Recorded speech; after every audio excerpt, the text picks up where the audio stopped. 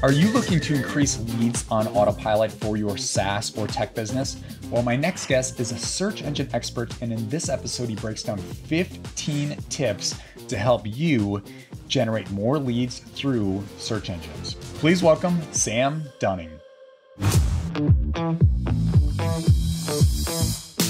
Sam, welcome to the show. Hey, Sean. Thanks for having me on, man. Looking forward to it.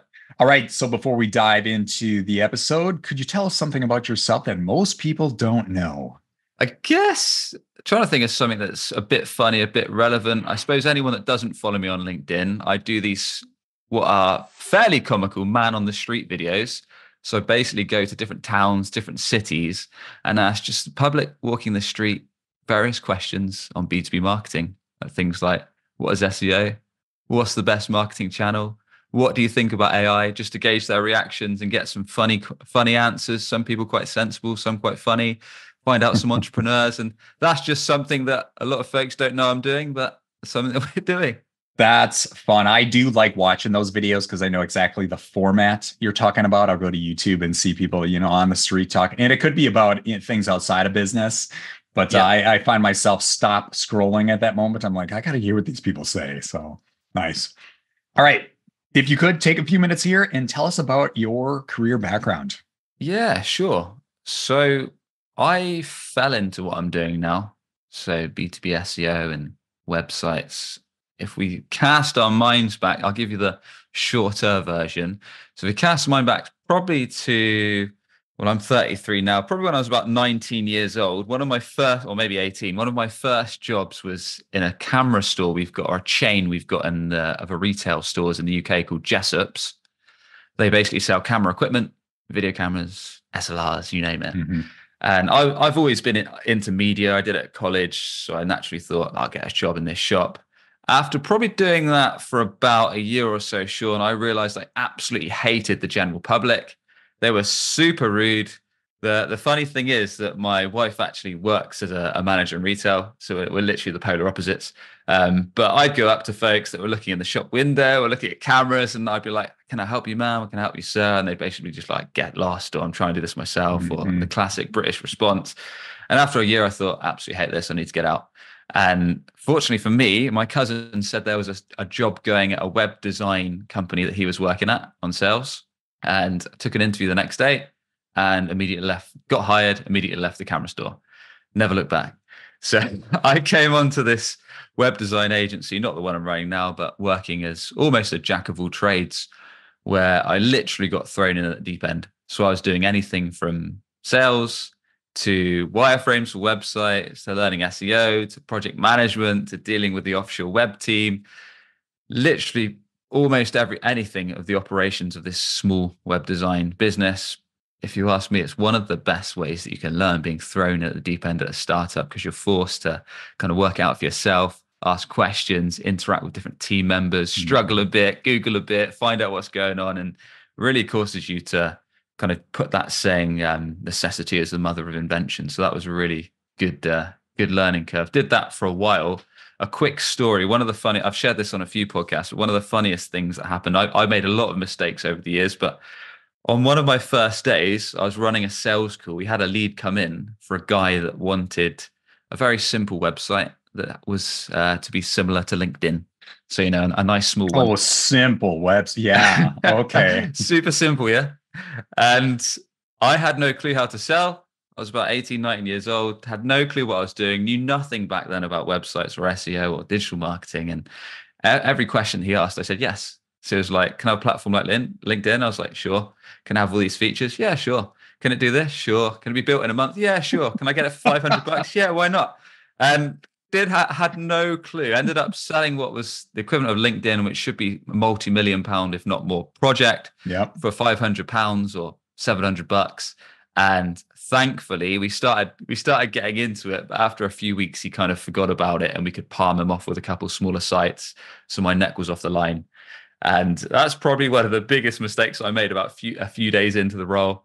And then since then, I've had a few roles at different marketing companies, done various sales and marketing roles and operations roles, and just kind of learned the ins and outs. And probably about 5 years well, 3 or 4 years ago, let's say, I became a director at another web agency, which I exited. That was when I really learned the value of SEO, because this web agency was getting a lot of their leads through kind of organic search, and kind of really started to understand that organic search SEO could be a great way to drive qualified inbound leads 24/7 on autopilot. And as I was running a lot of the sales as well, that was something that I really thought, well, this is a great way to bump up our own monthly recurring revenue. Why don't we start offering this as a channel to our clients and our existing clients, and reaching out to new customers and offering this as a smart way to bump up monthly recurring revenue? And that's where I got a real big interest in it, probably 5 or 6 years ago.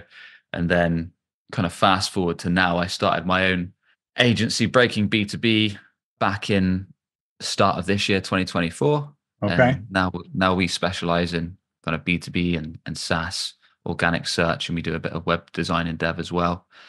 And also run the podcast Breaking B2B, a bit like yourself, where we interview marketing leaders. And I also share solo episodes on kind of website and SEO tips and what's working, what's not, our own experiments and more, really. And you no longer sell enterprise platforms for $500. Try to steer away from those kind of headaches if I can, but you never know. I remember in my earlier days, I had an agency as well. And yeah, I misquoted some projects in my younger to mid 20s and regretted that. Learned the hard way, right? Yeah, sometimes those mistakes are the best way to learn. Yeah, I've done lots more, none as bad as that, but made a few more over the years as well. Sure. All right. So you went full time as of this year. Sounds like January. Yeah. So I was co-owner at another agency, which I exited out of end of last year. Okay. And then started this own thing as I wanted to run fully my own operation. So started Breaking B2B, yeah, pretty much February of 2024. And I've been all in on that since, really. Got it. Well, I want to really focus on SEO. We've got a lot of entrepreneurs in our audience, or aspiring entrepreneurs, that are trying to launch a SaaS or some kind of tech product. There are, of course, agency owners like yourself, and that's a fine place to be, but people want to move to, okay, how do I switch from a service business to a product business and really create something that's highly scalable?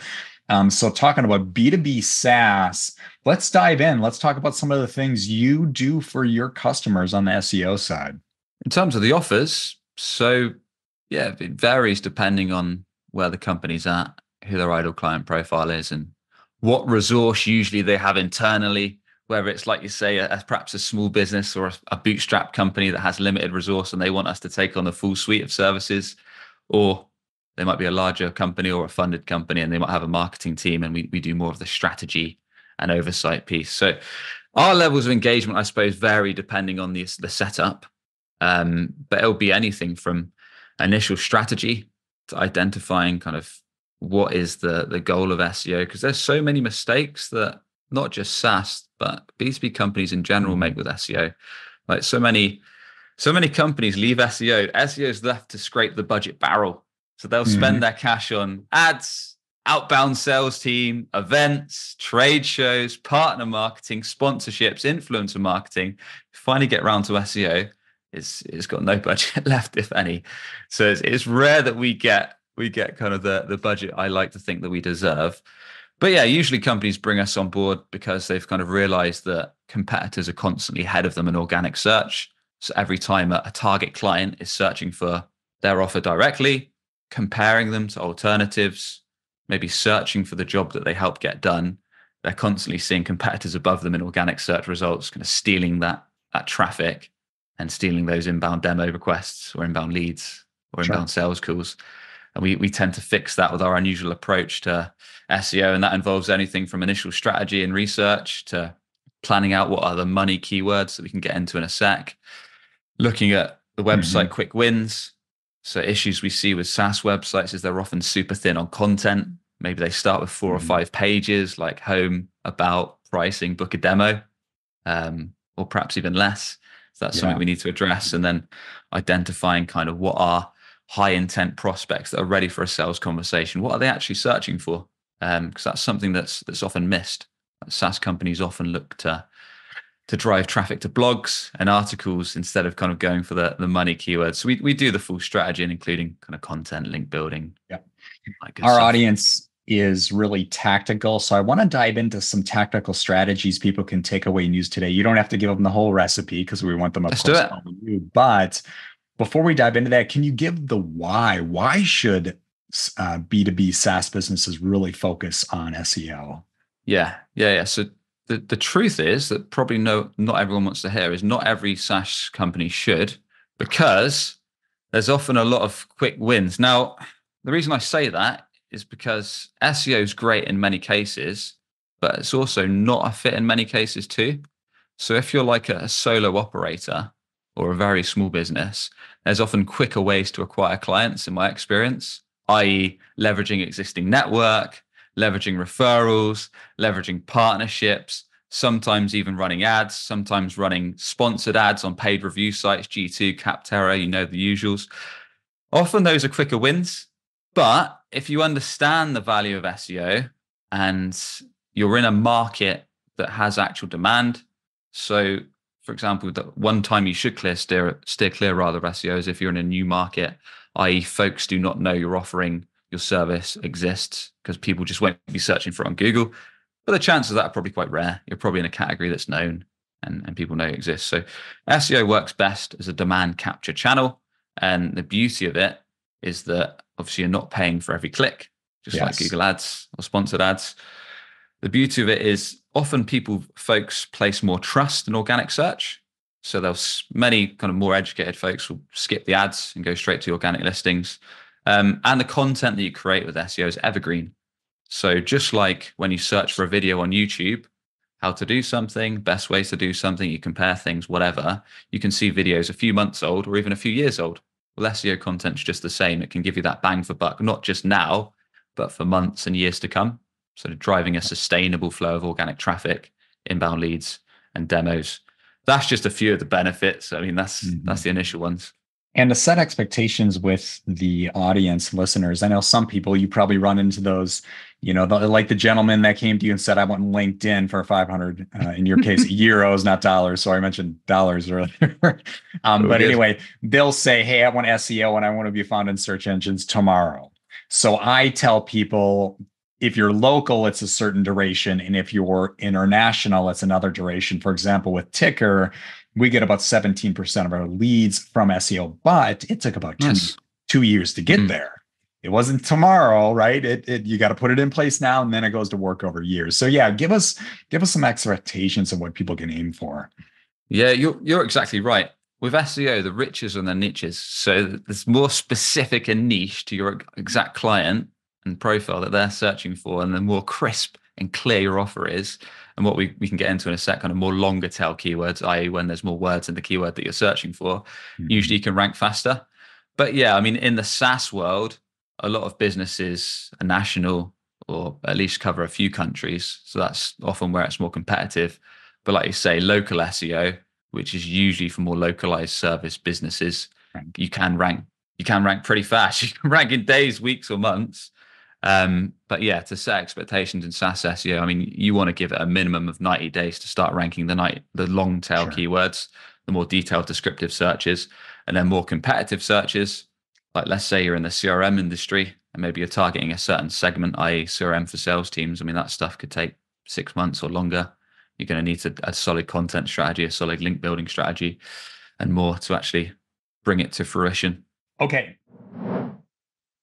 Hey guys, here's a quick commercial break. So have you ever wanted to invest in the stock markets on your own? Well, I have just a solution for you. TYKR is a platform that helps investors manage their own investments confidently. It's perfect for beginners and it will save more experienced investors a lot of time. Check this out. Here's some of the key features. There's a customizable dashboard. There's also stocks, ETFs, and crypto. On the stocks page, you can search, sort, and filter by anything you want. And we have an easy to understand rating system, so stocks are either on sale, watch, or overpriced. We also have a portfolio tracker and custom alerts you can set on stocks, ETFs, and crypto. So if you ever wanted to know what stocks to look for, what stocks to avoid, know when to buy, know when to sell, and help you avoid losing money in the stock markets, I invite you to join TYKR for free. All right, let's get back to the show. Let's dive into some tactical strategies that tech entrepreneurs or SaaS entrepreneurs can apply to their own business. Yeah. So let's start from the very top.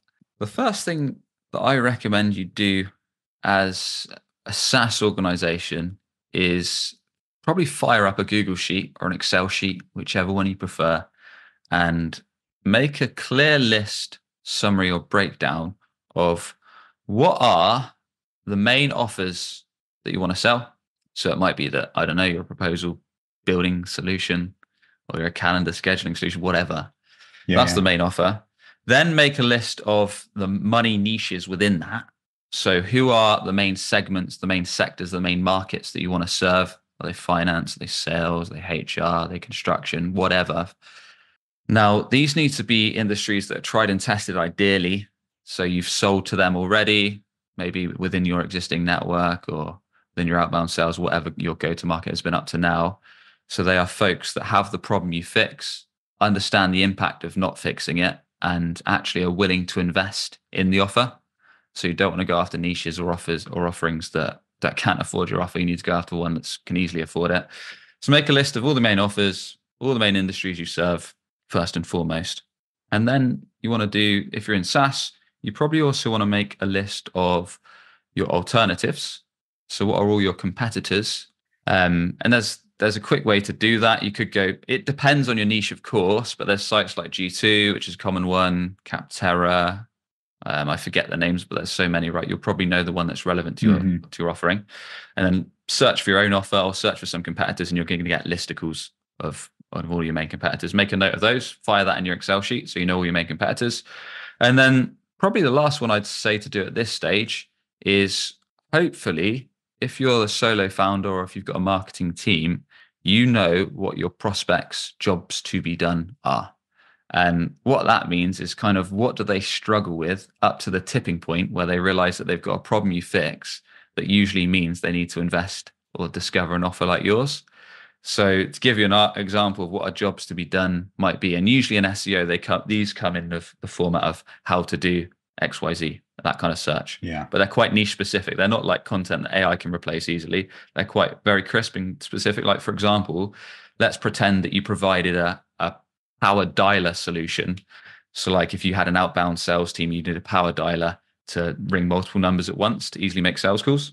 And your customers' jobs to be done might be how to make dials faster with a cell phone, because they're struggling. We're trying to do all these manual dials with a cell phone.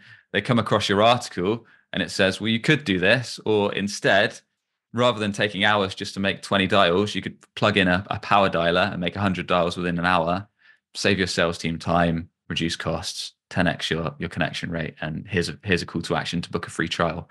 Those jobs to be done based articles, when you know your prospects' pains and frustrations, can be super powerful to get signups as well in SaaS.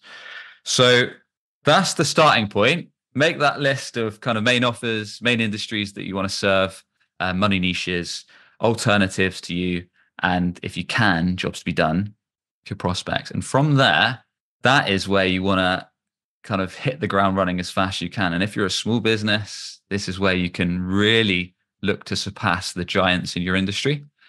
So to set some context, this is quite literally because my own business, breakingb2b.com, we launched, like I said, in February of this year. This is how we got B2B SEO agency, organic position 1 in the UK and US within 90 days.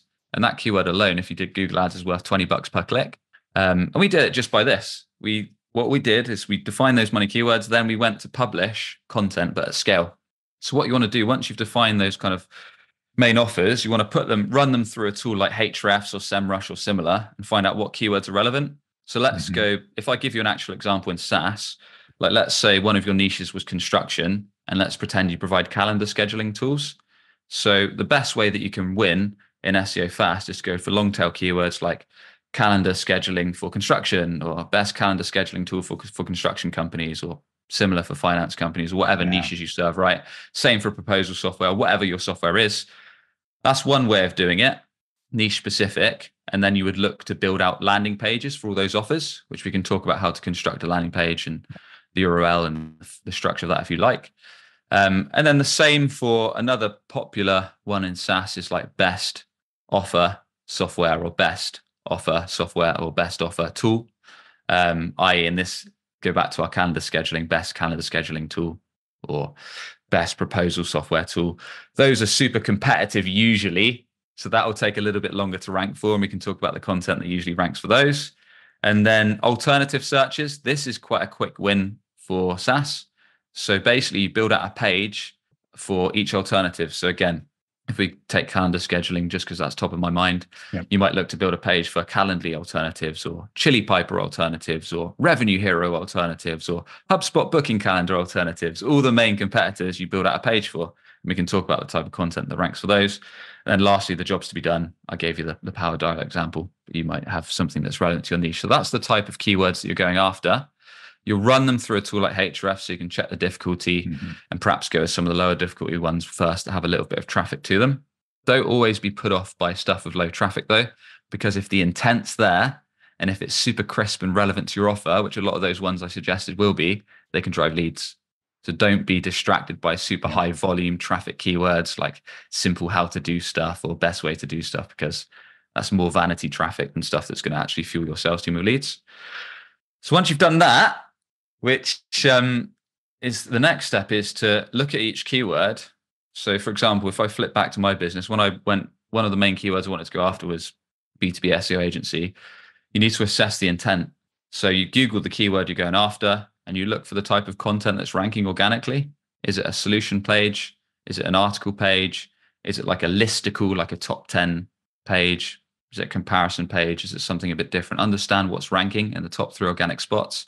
And then you know what's probably most likely to rank if you're going to build a page like that. So when I did that for B2B SEO agency, I looked at the top pages, could see there was some listicles, but most of them were solution pages. So I assessed the solution page. And when it comes to actually building that page, a few basic technical practices. So when you're doing your URL, you want to make sure the main keywords in that URL. So in my example, it was breakingb2b.com/B2B-SEO-agency. So you'd probably look to put your main keyword in there. Likewise, put your main keyword in your meta title, which is the result in the search engine. And likewise for the meta description, which is the summary in the search engine results page. And then you want your main keyword in what's called a H1 header tag. And then you only want one H1 header tag. And then for your H2 and H3s, weave it in if you can nicely. And likewise in your body text, the site, weave it in nicely, but don't force it. That's just some basic best practices. For technical SEO, pretty much all we do. A lot of SEOs spend months, weeks on technical audits. You don't need it. You don't need it if you're building SaaS sites, unless you get to thousands and thousands of pages. Technical SEO is often spent too much time on. I'd much more encourage you to look at content and velocity and publishing good stuff at scale, and doing all the stuff that we're talking about now. So for my example, when I was looking at ranking B2B SEO agency, I basically just looked at the top 3 organic pages, took notes on how they're built out, and looked for angles and gaps on how I could completely blow their page out of the water.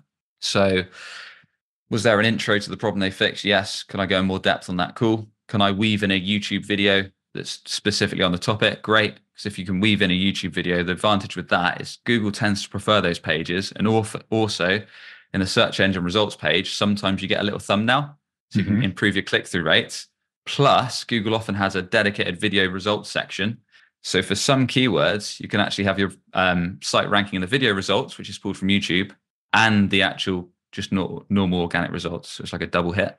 Wow. So that's one tip. And then as you're building out your page, basically you want to look for gaps in those kind of top 3 organic competitor pages that are already ranking, and look for any angles that you can add more detail, more depth, more helpful content. Google ranks sites. One of their ranking factors is called EEAT, Experience, Expertise, Authority, Trust. So basically looking that for whoever's putting together your copy on your page kind of has hands-on experience in the field or the sector that they're talking about. And there's a reason for that, especially with the rise of AI.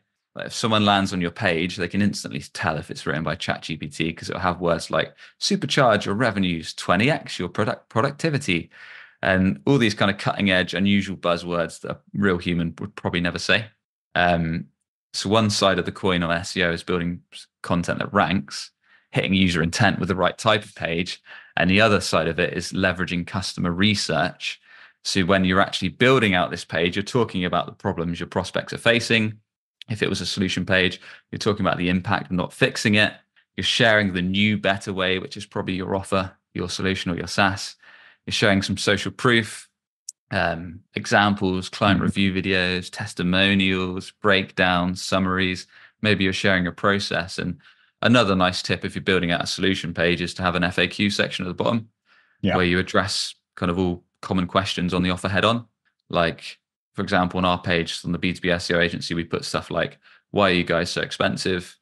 Shouldn't I just invest in ads? Isn't that quicker than SEO? What's the onboarding like? Do I get a dedicated account manager? All the questions that you get on a sales call that your competitors are likely too scared to bring up, address them all head on your page. Right. Not only will that help you rank better because you're actually answering all questions, but it will help you convert more skeptical prospects because you're addressing all this stuff head on. Plus, your sales team can leverage the page. Instead of sending PDFs, they can just direct people to the page itself. So that's kind of a run through. But then on the flip side, if there was, let's flip it back to SaaS. Like if we were doing an alternative page, which those you can rank quite often quite quick. Like if we take it back to the calendar schedule example, let's go ahead. Yeah, I was just going to go there. And to the audience here, I break the fourth wall on this show and usually talk to my audience. I'm going to do a roll up of all the hot takeaways. So don't worry if you were taking notes or maybe missed notes, don't worry about it. I'm going to do a roll up here in a little bit. But let's drill into that example. You use the Calendly example. Other examples that came to mind that most people would probably recognize would be like email marketing alternatives, like the big players are, MailChimp, Constant Contact, Active Campaign. We use Loops, so in that example, would you say like, let's say I'm at Loops, which we're biased, and we create pages on our site that are like MailChimp alternative. Is that's how you tactically approach it? And that would be it would be like loops.so as the URL / MailChimp alternative. Would that be the actual URL you would use?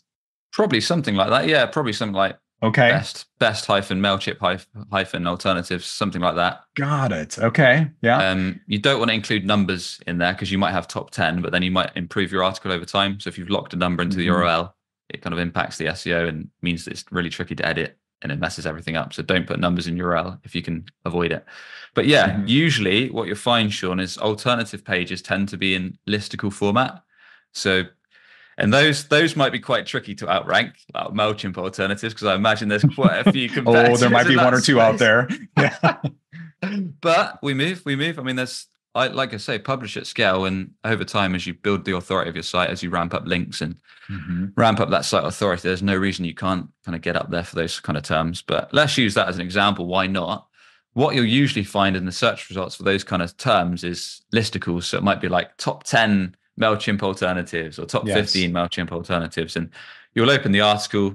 Usually it'll have a bit of a spiel at the start, like a paragraph, like this is what you should consider when you're looking at alternatives in MailChimp. And then normally they'll position their own offer at position 1, whatever that software of choice might be. They'll put position 1. But where you get the best way to do this is rather than just talking about how great you are, this is where customer research is useful because you want to leverage the problems you fix, impact of not fixing them, and kind of the new, better way of using your tool, but also try and leverage your points of differentiation, why it is people choose you and what you offer that the others don't, that actually stands out and that your customers actually care about. And you could do that with like some kind of nice comparison table, i.e. we do this and our competitors don't. And it's got to be factually correct. Do not slate your competitors because you have a legal case on your hands. Keep it fair, but keep it to the point and make sure you've got a way of standing out. And then after you've got that bit, you might have a bit of social proof. Like this is a nice video testimonial that kind of backs up our statements here. And here's a call to action, like grab a free trial or book a sales call, whatever that CTA is that you run with. And then underneath you'll have your competitors kind of listed with their fair comparisons of all of those. Usually to outrank, you need to make quite a detailed page. So let's say, for example, organic position 1 was top 10 alternatives. I'd look to blow it out of the water. Like if I could, I'd do top 20. I'd absolutely double it or even do more. And that way, no one's going to be bothered to outrank it for a long time. And you can have some sustainability in your article. So you're going to show Google that it's like a super helpful page, that you've gone to a lot more detail. That's great. And you've just blown it out of the water. So that's what I'd recommend. And that's kind of how we've got some of our clients ranking fast. How many words would, let's say you had a top 10, we'll use that as a benchmark. Because I've done a lot of homework in this. Are we talking like 2,000 words, 2,500? Let's have a look. Let's Google MailChimp alternatives. What have we got here? Zapier ranking top. I'm trying to see if their page. So right now it looks like in the UK anyway, Zapier are top with 9 best MailChimp alternatives. Mm-hmm. They've actually got how many words? 3.8K words. So not tons, Okay. but it is Zapier. They've got a ton of authority. They've got thousands of pages. If you know anything about Zapier, they'll have a page for every single integration they run, and they're pretty well established. So it would be quite difficult to knock them off the top spot. But not to say it's not possible if you built up your clout. I'm going to use a nice round benchmark for the audience. Let's say you go for a top 10 article, aim for somewhere between, what do you think, Sam? Between 3,000 and 4,000 words, somewhere in there should be fine. Yeah, I wouldn't, use that as a benchmark, but I'd be more focused on the depth. So like if someone's done top 9 or top 10, I'd be more focused, like, let's do top 15 and let's do what they're not doing. Like, let's add this comparison table to show our differentiators. Let's do these unique points of view, because it's all good getting a page ranking, which you could do, but then when someone lands on it, you've got to build enough trust and show your differentiation to actually get the sign up, or whatever your call to action is, because that's where a lot of folks go wrong with SaaS SEO. They'll build a page that ranks, but it's like a wall of text. It looks terrible. Oh, yeah. It's not designed well, and they'll go on it, land on it for a few seconds, and thinks this looks like a potato. I'm going to bounce off and go to the next result. There's 2 other points here, and then I'm going to do a roll up. This is gold. So thank you. You mentioned the video strategy. So would you create your article, title it, let's say MailChimp alternatives, and then go create a video that has the exact same title as the article, and then Google's going to pull it? How does that work? If you can, yeah, that would be decent. Appreciate that's a lot of time. That's what I've done for some of my main pages. Okay. Or I've pulled out. I mean, you and I are, I guess, a bit fortunate, Sean, because we run our own shows. We've got our own YouTube channels. So we've got almost a library of content we can plug into. So I was fortunate for my B2B SEO agency service page and all the other SaaS SEO and all this kind of subsector SEO service pages. I had videos already that I could pull in, but a lot of folks won't have that. So yeah, if you've got resource to be able to do a dedicated video that's specific to that topic, that covers the same topics of your article, great. If you've got one that exists that's fairly similar, excellent. Let's weave that in, perhaps in the top hero area or wherever fits nicely. But yeah, maybe it's one of those things that it would be easier to publish the page initially, and then when you've got resource, then kind of look to add a video later along the line. Would you just leave it on YouTube, or would you also embed it? Take the embed link and put it embedded on that article. Embed it in the page. Okay. That's great.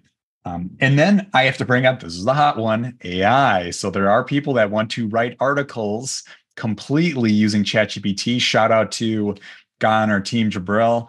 He mentioned, he did homework preemptively and said, no, you cannot do that. You will be demoted in search engines. So can you still use it to write maybe little bits and pieces, but then it has to be primarily written by a human? What is your feedback there?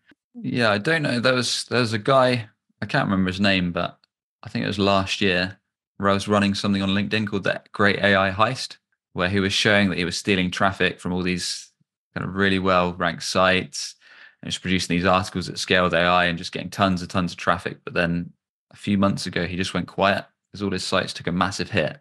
And I think that Google basically discovered that a lot of it was just AI-generated content. Now, it's not always going to be the way. Some sites will get through it and might not get spotted. And it is, let's not lie, it's an easy way to produce content at scale. But the issue I have is that you might be able to rank a page with it, be it a blog article, a solution page, an alternatives page, a jobs to be done page, a comparison page, whatever is relevant for your SaaS. But if someone lands on that page and starts seeing, like I was talking about earlier, if they start seeing copy that is clearly written by a robot that just starts using all these massive buzzwords like, it's time to dive into our cutting edge 20x software of wizardry to supercharge our revenues. Yeah. And it's like, I'm reading that stuff and I'm thinking, this wasn't written by a human. And if your customers are doing the same, they're just going to bounce off. And I think there's nothing wrong with using AI to speed up workflows.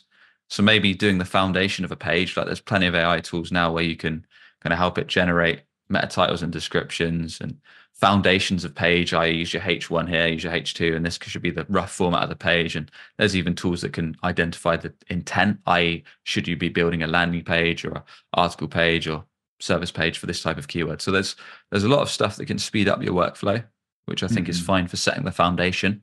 But then I would encourage folks to keep the manual stuff, like review the current pages that are ranking well, get someone ideally with hands-on expertise that can write on the topic, because that way it can rank and it can resonate. And when you resonate, you're more likely to convert your ideal clients. So it sounds like definitely keep a focus on written by human, but you can use ChatGPT to maybe speed up your workflow, save some time. If you want little maybe segments you can use from OpenAI, copy, paste, put it in, but then you have to kind of, humanize it, if you will, give it the human touch. Yeah, that's it. And there's plenty of AI tools as well, like even the common SEO tools like Ahrefs and SEMrush are weaving in AI to elements of the workflow. But yeah, don't just use it all in one, because that's when you will not necessarily get penalized, but I just don't think the content's going to convert, even if it ranks. Yeah, gotcha. And then I wanted to hammer on something. You made a really good point, and I knew this before, so I didn't have to learn the hard way, but I find it actually a very good sales strategy to talk good about your competitors. There are people out there I would consider the naive entrepreneur who it's us versus the world mentality. It's us versus the competitors. No. You got to play ball with them. In many cases, they can become a partner and you didn't realize it. But we, for example, with TYKR, we always try to pump up our competitors because they're helping more people become introduced to the stock market. They're essentially increasing confidence. So I'll just call them out right now. Seeking Alpha and Simply Wall Street are great platforms that we tell our customers, if you're not interested in TYKR, don't go blind out there and just join Robinhood and buy, GameStop or whatever stocks are out there. Go to Seeking Alpha or Simply Wall Street. They're a great alternative. And people are like, oh, okay. They don't always take action on. But I always say that if you put together this page, the comparison chart, I love, by the way, try to pump them up, give them credit, because they're helping you up because they're introducing more people to that market. Yeah, agree. And like you said, if you're in business, hopefully you're in it for the long term.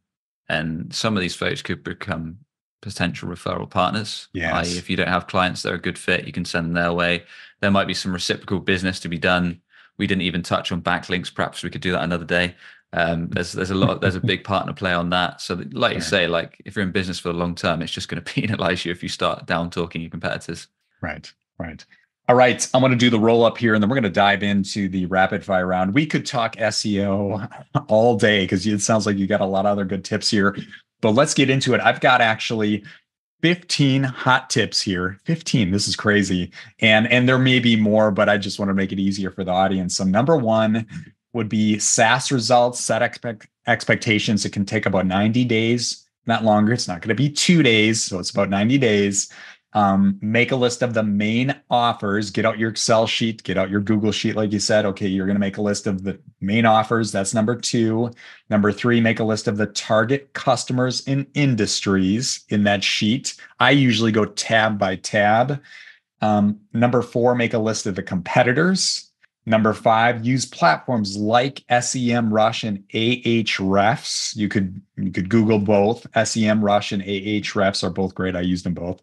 Number 6, create long tail keyword phrases based on what you did in steps 2, 3, 4, and 5.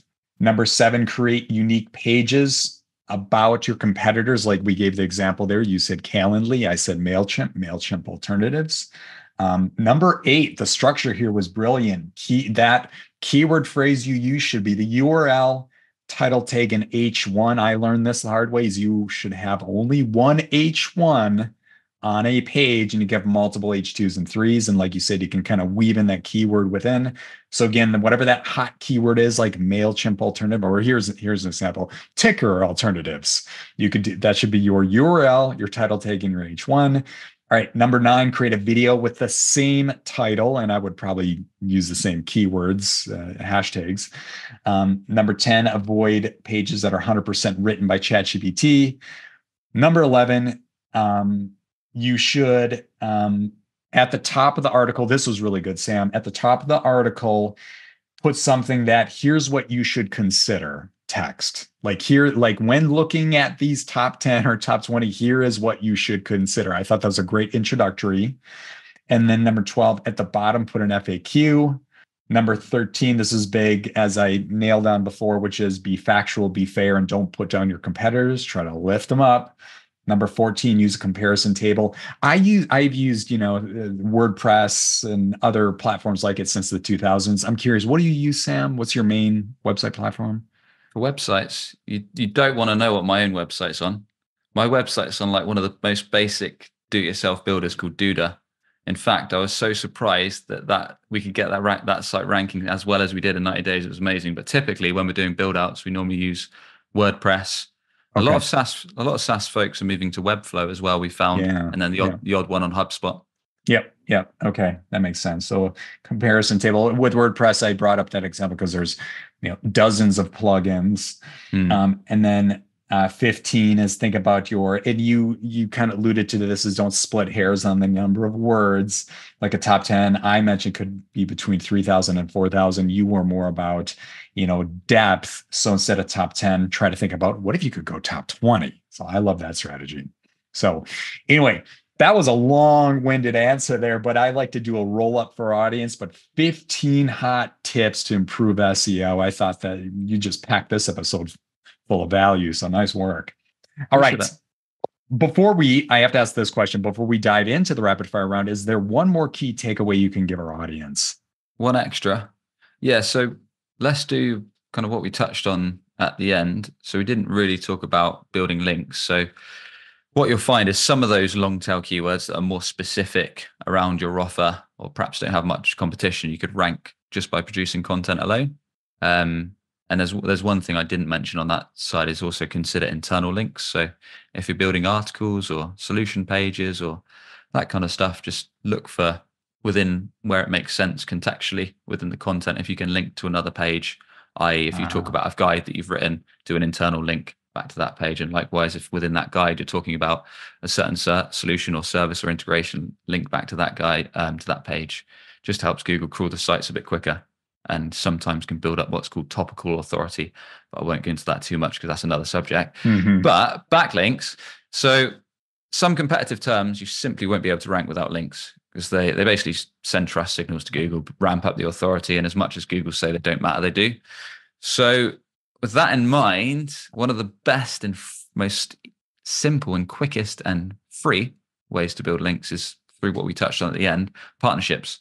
So I recommend finding folks that are not direct competitors, but they might be existing clients, partners, customers, or in your network, or contacts that serve the same ideal client profile, the same ICP as you, but are not a direct competition.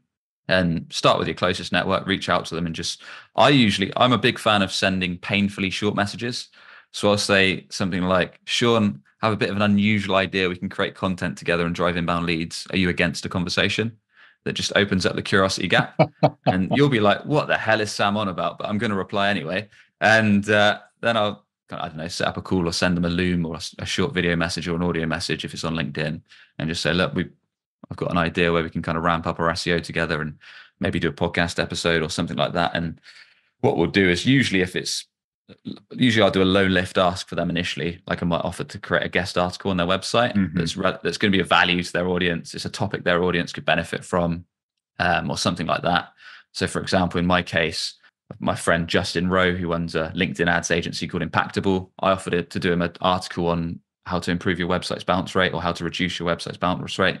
And then gave him a super long tail article where he could plug his own stuff and his own tools and his own software as well. And then I just asked for a backlink to that B2B SEO agency page. So that was one low lift way that you can get links to some of those pages you want to boost up. I love it. Low lift, put the least amount of effort on your partner with the biggest bang for both of you. So love it. Even the bonus tip here is packed full of value. So great stuff. Thank you, Sam. All right, let's transition to the rapid fire round. This is the part of the episode where we get to find out who Sam really is. If you can, try to answer each question in about 15 seconds or less. You ready? Let's go. All right. What is your favorite podcast? Oh, it's tough. But I like Everybody Hates Marketers, but there's probably 2 or 3 others I like as well. Okay, nice. All right. What is a recent book you read and would recommend? The last book that I read was $100 Million Offers. I think it's called, by Alex Hormozy. Alex I Hormozy. just listened to audiobooks in the car, but that's the last one I read. Nice. All right. What is your favorite movie? Shawshank Redemption. Nice. Good choice. All right. Classic. What is the worst advice you ever received? There's so many. I want to think of one that's good. Talk to your customers, because it's too fluffy. Everyone says it on LinkedIn. There's not enough depth to it. Yeah, right. Like, can you explain? Right. Yeah. So everyone says talk to your customers, but no one puts any context around it. Like, you should be talking to recently won customers to understand kind of why they bought, problems they faced, why they chose you over competitors, not talking to customers that have been with you for 10 years because they're biased and they love you and all that kind of stuff. Like, you need to gain real insights. I can agree with that. Now, flip that equation. What's the best advice you ever received? It's niche specific. So a couple money niches. So a lot of times I talk about money keywords, but pick a niche. So that's why my agency, we tend to focus on B2B SaaS, because I used to try and sell SEO to anyone and everyone. And I soon realized that kind of a lot of businesses just didn't see the value in SEO, or even if they did, they couldn't afford to invest in kind of what we were selling it at, basically, for our resource and our team and the way that our infrastructure was built out. So understand who has the problem you fix, who appreciates the impact of not fixing that problem, who's generally motivated to fix it, but most importantly, who can afford it without an issue. And once you've found that money niche, that's who you want to sell to. I learned that the hard way. Took a few years. B2B SaaS, good call. All right, last question here. Time machine question. If you could go back in time to give your younger self advice, what age would you visit and what would you say? I better keep it PG. Think, what should I say? Maybe self-educate earlier. Like, if we keep it on a sensible business mindset. So like, I didn't really get into reading kind of entrepreneurship, marketing, business books and audio podcasts and stuff like that. Whereas now I play them all the time. Like, if I'd have took an interest in that, say 10 years ago, rather than 5 years ago, I'd have probably been 2 or 3 steps ahead, but that's hindsight. Right. Exactly. No, good tip. I love it. All right. And where can the audience reach you? 3 ways. So LinkedIn, Sam Dunning, I share daily tips, ideas, stories around B2B SEO and websites. The podcast, Breaking B2B. So I interview marketing leaders to share their stories, what's working for them, and solo episodes on SEO and my own experiments. Or if you're perhaps feeling frustrated that competitors are constantly ahead of you on organic search, stealing those juicy signups or leads, then head over to breakingb2b.com and we might be able to help you. Love it. Well, thank you so much for your time, Sam. This is awesome. Appreciate you having me on. All right. We'll see ya.